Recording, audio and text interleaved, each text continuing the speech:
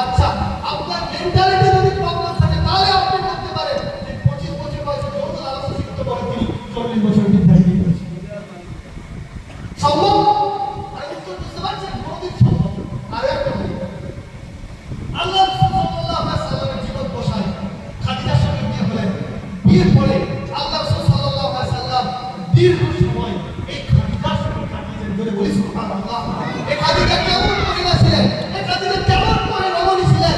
হাদিসের মধ্যে এসেছে ওই আল্লাহ রাসূল যখন মক্কা থেকে 5 কিলোমিটার দূরে গারে সাওরে আপনার গারে হিরাতে জাবালে নূরের মধ্যে গারে হিরাতে আল্লাহ রাসূল ছিলেন। পাহাড় বেয়ে এই খাদিজা 40 বছরের বৃদ্ধা মহিলা আল্লাহ রাসূল সাল্লাল্লাহু আলাইহি সাল্লামের প্রথম স্ত্রী এত মহব্বত করতেন আল্লাহ রাসূলকে। নিজে 5 কিলোমিটার পথ পাড়িতে হেঁটে হেঁটে ওই পাহাড়ে উঠে আল্লাহ রাসূলের কাছে খাবার পৌঁছে দিতেন। এই খাদিজা এমন আল্লাহ রাসূলের জীবন সঙ্গিনী ছিলেন।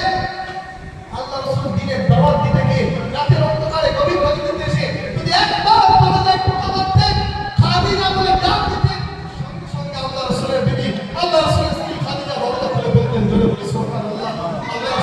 আল্লাহ রাসূল বলতেন, ও খাদিজা তুমি কি ঘুমাও না? খাদিজা জবাব দিচ্ছেন, বিবি খাদিজা আল্লাহ রাসূলের থেকে বয়সে কত বড়? বলছেন, ইয়া রাসূলুল্লাহ রাহমাতাল লিল আলামিন, আপনি দুনিয়ার মানুষের জন্য, পৃথিবীর মানুষের জন্য রহমত। আজকে আপনি দরজায় নাড়া দিলেন, আর যদি আমি যদি ডাকতে আমি খুলতে দেরি করি, ইয়া রাসূলুল্লাহ ইয়া হাবিবাল্লাহ, আমার জন্য বেয়াদবি হয়ে যাবে, কষ্টদায়ক হয়ে যাবে। এজন্য আমি খাদিজা দরজায় ভিড় লাগিয়ে রাখতে বলে বলি সুবহানাল্লাহ।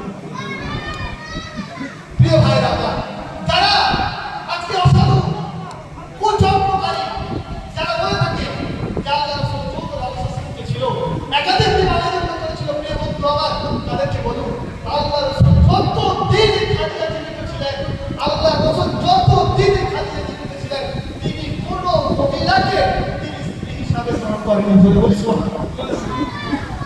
তখন রাসূলের বয়স হয়েছে 50-এর উপর। এবার আপনি বলুন যুবকের বয়স কত? 30-40 পর্যন্ত মানুষের যৌবন থাকে, 50-এর মানুষের যৌবন থাকে। আল্লাহ রাসূলের স্ত্রী যতদিন খাদিজা জীবিত ছিলেন ততদিন কোনো বিবিকে, কোনো মহিলাকে তিনি বিবি হিসাবে অ্যাকসেপ্ট করলেন না। 50 বছর বয়সে গিয়ে যখন খাদিজা মারা যাচ্ছে, খাদিজা মারা যাওয়ার পরে আল্লাহ রাসূল সাল্লাল্লাহু আলাইহি ওয়াসাল্লাম একাধিক বিবাহ করেছিলেন।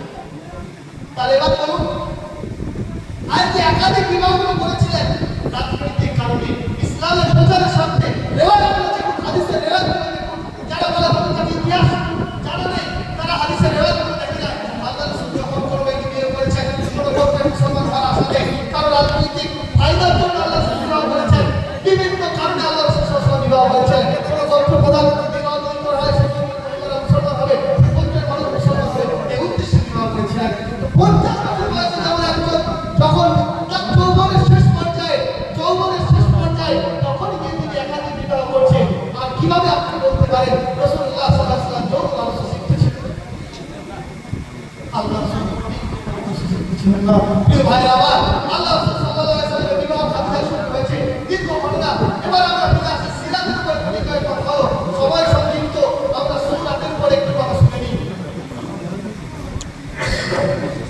প্রিয় ভাইরা আমার, আল্লাহ রাসূল সাল্লাল্লাহু আলাইহি ওয়াসাল্লামের সিরাতের উপর আলোচনা করলে তো দীর্ঘ সময় লাগবে। আমরা এবার সুন্নাতের দিকে আসি। সিরাত এবং সুন্নাত দুটো কথা বলেছি। আর প্রথমে একটা আয়াত পড়েছিলাম, মনে আছে কি? কিতাবুন আনজালনাহু ইলাইকা লিতুখরিজান নাস মিনাজ যুলুমাতি ইলান নূর। এই কোরআন এবং রাসূলের আদর্শ বিশ্বের জন্য বিশ্ববাসীকে হেদায়েত দান করে। আমার এই আলোচনা যদি বুঝতে চান, আমি রাসূলের সিরাতের উপর কথা বললাম, সুন্নাতের কথা একটু বলবো। আল্লাহ রাসূল সাল্লাল্লাহু আলাইহি ওয়াসাল্লামের মুহাব্বত যদি কারো অন্তরে থাকে, আল্লাহ রাসূল সাল্লাল্লাহু আলাইহি ওয়াসাল্লামের এমন একজন সর্বনিম্ন যদি কোনো উম্মতে মুহাম্মদ হয়ে থাকে পৃথিবীর বুকে, তার অন্তরের তামান্না থাকে, প্রত্যেকের অন্তরের আশা থাকে, আগ্রহ থাকে, একবার যদি আমি আমার রাসূলুল্লাহ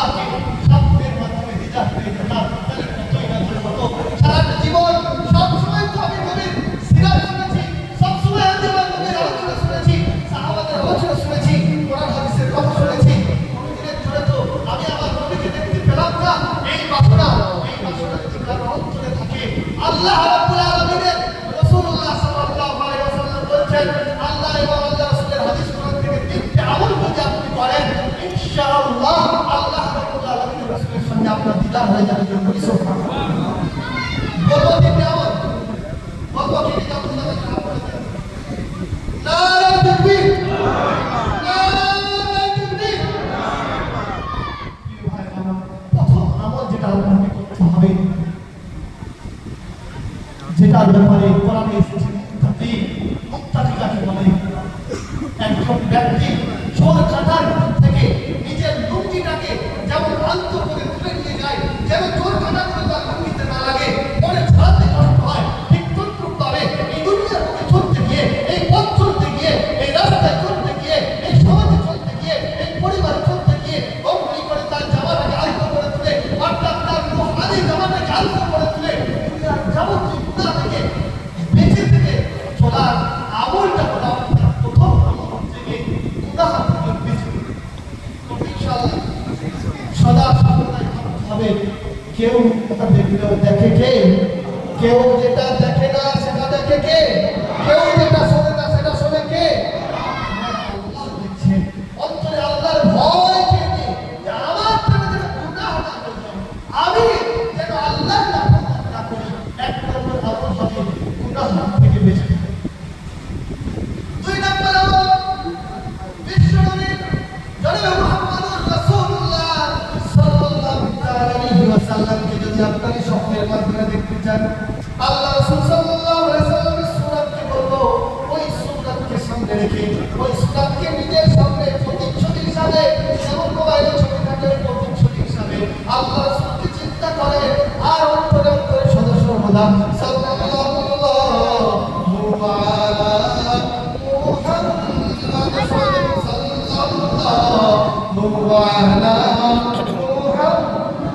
সাল্লাল্লাহু আলা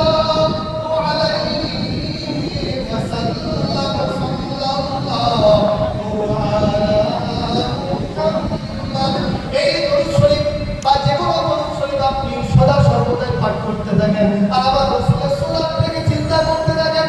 দুই নম্বর আমল হলো রাসূলুল্লাহ সাল্লাল্লাহু আলাইহি ওয়াসাল্লামের শানে বেশি থেকে বেশি আপনি দরুদ পাঠ করতে থাকেন। আর তিন নম্বর আমল হলো গুনাহ তো ছাড়ছেন, এক নম্বর আমল, দুই নম্বর আমল রাসূলুল্লাহর শানে দরুদ, আর তিন নম্বর আমল যেটা হবে সদা সর্বদা উঠতে বসতে চলতে ফিরতে আস্তাগফিরুল্লাহ, সবাই বলুন আস্তাগফিরুল্লাহ, আস্তাগফিরুল্লাহ, আস্তাগফিরুল্লাহ। এই আস্তাগফিরুল্লাহ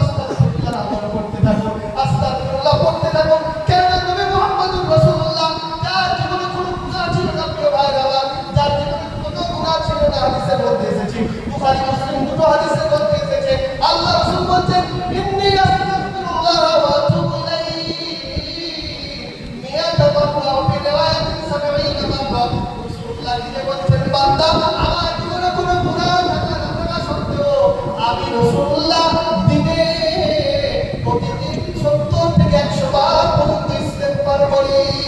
বলুন না সুবহানাল্লাহ। রাসূলুল্লাহ সাল্লাল্লাহু আলাইহি ওয়াসাল্লাম যদি 70 থেকে 100 বার তওবা করতে পারেন, আমার আপনার জন্য কতবার তওবা করা দরকার আপনি চিন্তা করুন। এই তিনটি আমল আপনি করতে থাকেন আর আমার রাসূলের আদর্শকে, আমার রাসূলের সুন্নাতকে আপনি সামনে রাখেন। আমার রাসূলকে কেমন দেখতে ছিল প্রিয় ভাইরা আমার? হাদিসের মধ্যে এসেছে আল্লাহ রাসূল সাল্লাল্লাহু আলাইহি ওয়াসাল্লাম আল্লাহ রাসূল সাল্লাল্লাহু আলাইহি ওয়াসাল্লাম অত্যাধিক লম্বা ছিলেন না, আর আমার রাসূল সাল্লাল্লাহু আলাইহি ওয়াসাল্লাম ধর্মকায় খাটো ছিলেন না, বরং আমার রাসূলুল্লাহ সাল্লাল্লাহু আলাইহি ওয়াসাল্লাম মধ্যম আকৃতি সম্পন্ন ছিলেন। আল্লাহ রাসূল ছিলেন মধ্যম আকৃতি সম্পন্ন, অত্যাধিক লম্বা দেখতে খারাপ লাগবে এমনটাও নয়, আর একেবারে বেঠে এমনটাও নয়। আমার রাসূলুল্লাহ সাল্লাল্লাহু আলাইহি ওয়াসাল্লাম ছিলেন মধ্যম আকৃতি সম্পন্ন। হাদিসের মধ্যে এসেছে আল্লাহ রাসূল সাল্লাল্লাহু আলাইহি ওয়াসাল্লামের চেহারা ছিল, আল্লাহ রাসূলকে দেখতে কেমন ছিল প্রিয় ভাইরা? আল্লাহ রাসূল সাল্লাল্লাহু আলাইহি ওয়াসাল্লামকে দেখতে একেবারে সাদা ধবধবে ছিল না, আবার কালো ছিল না, বরং আল্লাহ রাসূল সাল্লাল্লাহু আলাইহি ওয়াসাল্লামের চেহারা পূর্ণতা যদি আপনাদের কাছে এমন হবে যে আপনারা বুঝতে পারবেন জ্যোৎস্নার আকৃতি, জ্যোৎস্নার আকৃতি আপনাদের এই মক্কার সমুদ্র সৈকতে গোলাপ ফুল ফুটে রয়েছে, আর একদম পরিপূর্ণ জ্যোৎস্নার আকৃতি ঝিরি ঝিরি পানি হচ্ছে, আর গোলাপের পাপড়িগুলো